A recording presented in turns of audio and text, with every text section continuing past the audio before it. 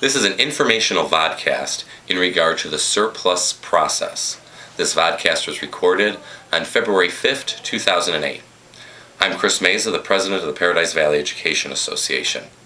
As many of you know, during January of any given school year, staffing occurs. Staffing is the term used whereby human resources determines the number of teachers needed at a given site. These numbers are based on student expectations coming in the upcoming school year. In some cases, it's an educated guess based on demographic numbers and movement within the district. This is why there are certain changes that have to occur once the students show up in August.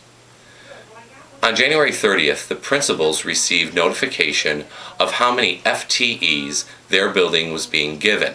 An FTE is the term for a full-time equivalent, or basically a 1.0 teacher.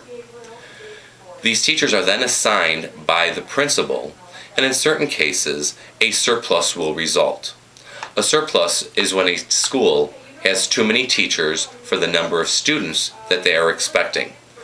This process occurs each and every year, but in this particular year, 2008, we are finding that we have to surplus more teachers due to a decrease in student enrollment from a variety of different factors. At each site, the principal determines which teachers will be surplused. This is done by category. Categories at the elementary school level are regular education, K-6, special areas, special education, and SEI.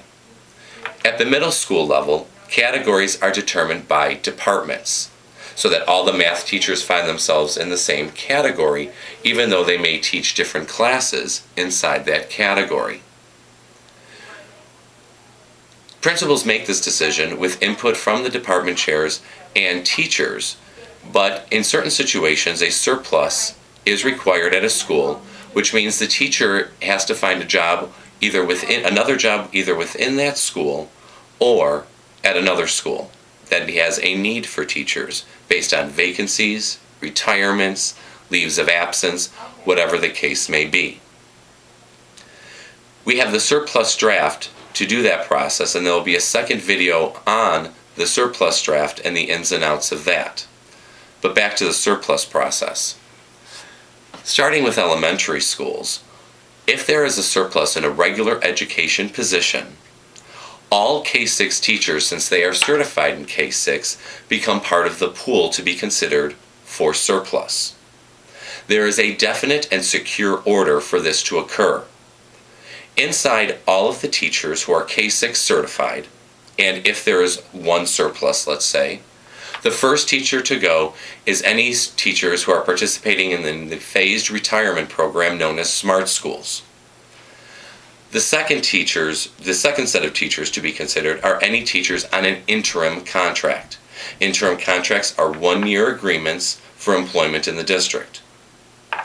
Third, any teacher may volunteer to go into the surplus draft, perhaps because they would prefer to leave a building, or they perhaps would like to leave an assignment at a given school, but it's fully their choice.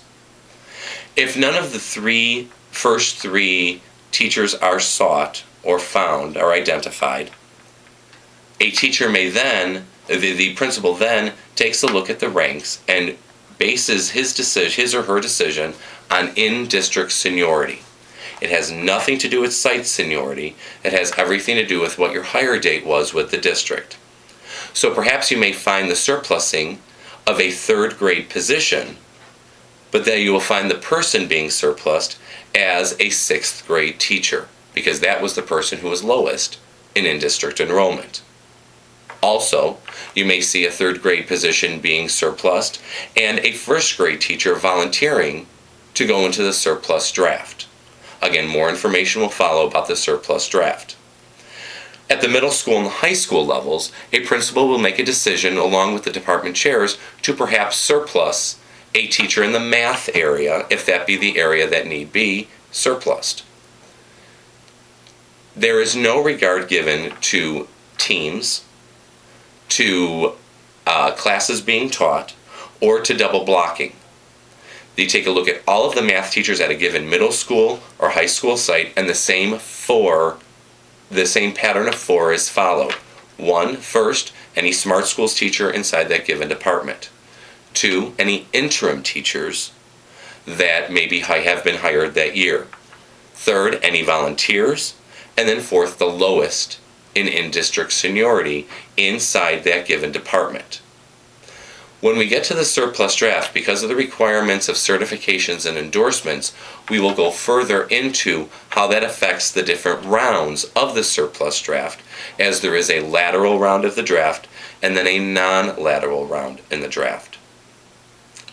In regard to special education, which is a separate category, special education teachers are based on IEPs at a given site. This Department of Special Education inside of PV needs to determine where the IEPs are at a given site within the district. That is what determines the needs of where the special ed teachers can choose to go or be assigned in regard to following their students and their positions as it shifts throughout the district. That is done in a separate process, as the funding for special education comes from federal funds and not from district M&O funds. SEI teachers are determined based on AZELA test scores, and those are being determined by the Language Acquisition Department, determining which areas will require, or which sites, will require an SEI self-contained or an ESL class, depending on those students who qualify for those special classes with relative to what they received on the AZELA test scores. Sometimes reading teachers and honors teachers see themselves as a separate category. They are actually in the regular ed K-6 category. So if I go back to the elementary school example, when there is a surplus in the K-6 area, honors and reading go into that same category along with all other regular ed K-6 teachers. Surplusing is something that occurs every year, and it is bigger this year, 2008, because of the fact that we have declining student enrollment. It will affect more sites and more teachers. The hope is, and the expectation is that all of these teachers will find a position either within their own school or in another school in an area in which they are highly qualified. There will be specific instances where a teacher is not able to immediately find a position. And so the expectation is that they will find a position inside their given area, even though it may not be something that they like. Something will open up later on in the process, as there is still the transfer process and also then the summer hiring process, which will occur. There is not a RIF occurring in 2008. The reason being is that this surplus should be able to be absorbed inside the natural attrition of teachers due to retirement, leaves of absence, and simple resignations, and also the fact that there are smart schools teachers who presently have positions on a one-year agreement who can give up their positions for teachers who are hired by the district to be able to go into. I will follow up tomorrow with another vodcast in regard to the surplus draft if you find yourself in a surplus situation and a surplus teacher at a given site.